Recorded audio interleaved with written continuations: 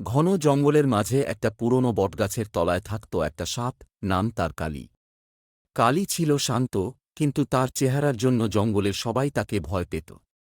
ওদিকে একটা ছোট্ট গর্তে থাকত এক ইঁদুর, নাম ছোটু। ছোটু ছিল দুষ্টু, চটপটে আর সবসময় কৌতূহলী। একদিন ছোটু খাবার খুঁজতে খুঁজতে কালীর গর্তের কাছে চলে এল। কালী তখন রোদ পোহাচ্ছে।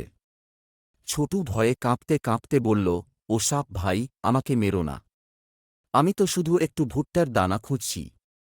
কালী হেসে বলল, আরে ছোটু, আমি তো সবাইকে খাই না। তুই এত ছোট, তোকে খেলে আমার পেটও ভরবে না। ছোটু একটু সাহস পেয়ে বলল, তাহলে আমরা বন্ধু হতে পারি। কালী অবাক হয়ে বলল, বন্ধু? সাপ আর ইঁদুরের বন্ধুত্ব? এ তো জঙ্গলে নতুন গল্প হবে। দিন যেতে লাগল।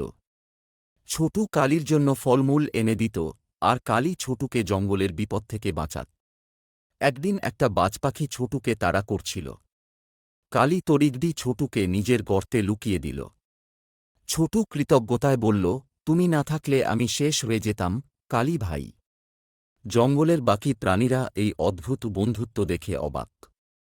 কেউ কেউ বলত, সাপ আর ইঁদুরের বন্ধুত্ব কখনো টিকবে না, কিন্তু কালী আর ছোটু তাদের কথায় কান দিত না।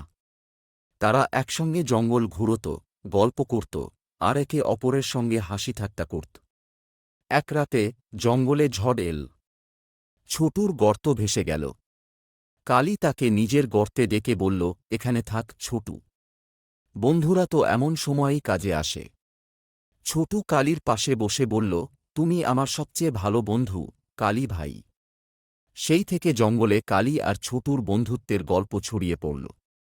সবাই বুঝল, বন্ধুত্বের কাছে ভয় বা পার্থক্য কোনো বাধা নয়।